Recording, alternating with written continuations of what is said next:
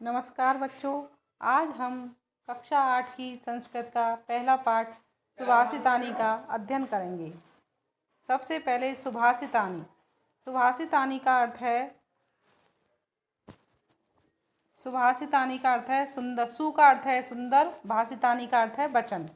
सुभाषितानी यानी सुंदर वचन। सुभाषित शब्द सु तथा भाषित इन दो शब्दों के मेल से संपन्न होता है। सु का अर्थ है सुंदर मधुर तथा भाषित का अर्थ वचन है। इस तरह सुभाषित का अर्थ सुंदर मधुर वचन है। प्रस्तुत पाठ में सूक्ति मंजरी, नीति शतकम, मनुस्मृति, शिशुपाल वधम, पंचतंत्रम से रोचक और विचारपरक श्लोकों को संग्रहित किया गया है। तो हम प्रथम श्लोक का अध्ययन करेंगे। प्रथम श्लोक है गुणा गुणेज्ञेषु गुणा भवन्ति।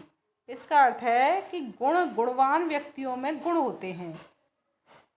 ते निर्गुणम प्राप्य भवन्ति दोषा। वे निर्गुण व्यक्तियों में यदि आ जाएं तो वो दोष बन जाते हैं। जैसे सुस्वादु तोया प्रभवन्ति नद्य, यानी कि नदियाँ सुस्वादु तोया, सु माने अच्छे स्वाद वाले जल से भरी होती हैं, लेकिन समुद्रम असाद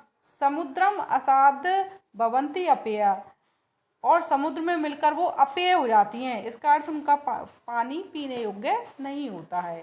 अर्थात गुणवान व्यक्तियों में तो गुण रहते हैं, वही गुण यदि निर्गुण व्यक्तियों में आ जाएं तो वो दोष बन जाते हैं। जैसे बहने वाली नदियों का जल मीठा और अच्छे स्वाद वाला होता है, तो ये माने जल, वो समुद्र में मिलकर अपेय हो जाती, यानी पीने योग्य नहीं रहती। अब दूसरा श्लोक, साहित्य संगीत कला विहीन साक्षात पशु पुच्छ विषाणहीन। इसका अर्थ है साहित्य संगीत और कला से हीन व्यक्ति पुच्छ माने पूंछ विषाणहीन, पूंछ और सींग से रहित साक्षात पशु के समान है।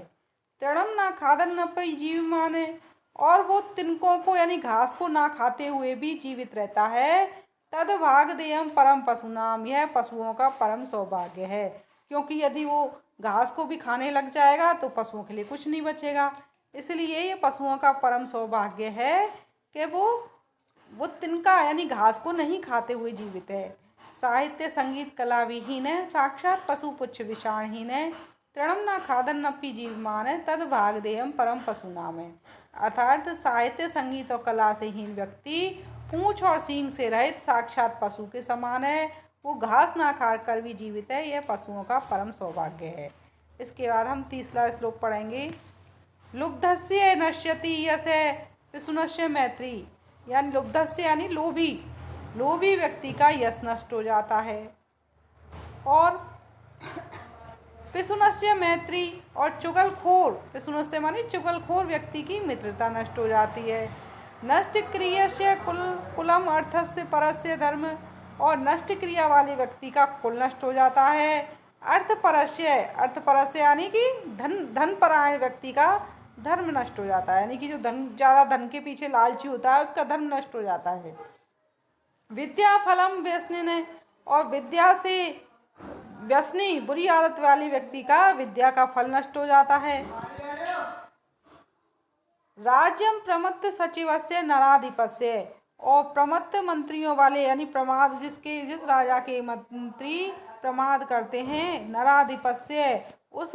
नराधिपस्य यानी राजा, उस राजा का राज्य नष्ट हो जाता है। अब अगला श्लोक है पीत्वा रसम तु कटुकम मधुरम समाने माधुर्यमेव जनयेन में मधुमक्षिकासौ। मधुमक्षिकासौ यानी मधुमक्खी।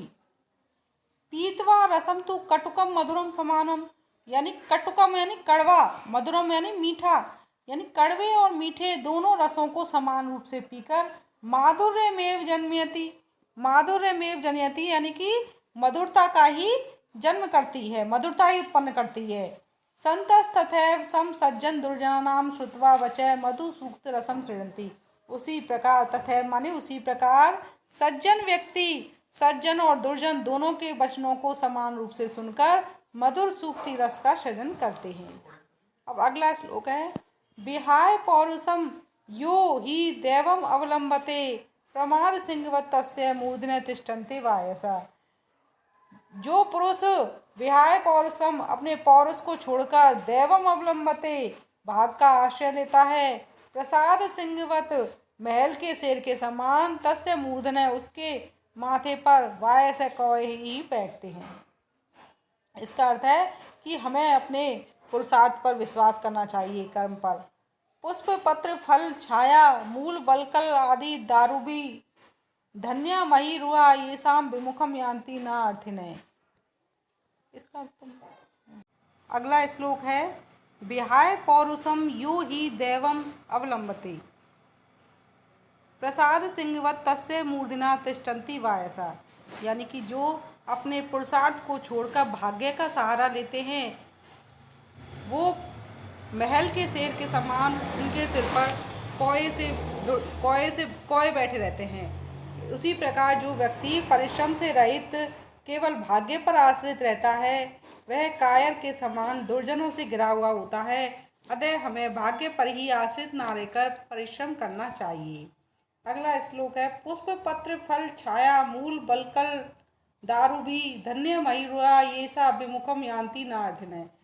कि धन्य महिरुहा यानी वृक्ष, वे वृक्ष धन्य हैं जो कि पुष्प यानी कि फूल, पत्र, पत्ते, फल, छाया, जड़, बलकल छाल, दारुभी लकड़ी, दारुभी का अर्थ है लकड़ी, क्योंकि उनके पुष्प, पत्ते, फल, छाया, छाल व लकड़ियाँ प्राप्त करके कोई भी याचक विमुखम यान्ति नार्थिनय वापस नहीं जाता है, इसलिए वृक्ष धन्य है।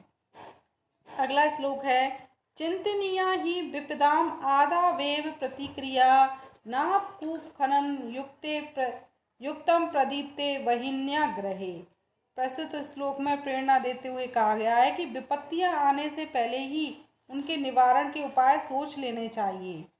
विपदाम आदावेव प्रतिक्रिया चिंतनीया, यानी कि विपत्ति आने से पहले ही उनके उपाय सोच लेना चाहिए, क्योंकि ना कूप खननम युक्तम प्रदीप्ते बहिन्नाग्रहे। घर में आग लग जाने पर कुआं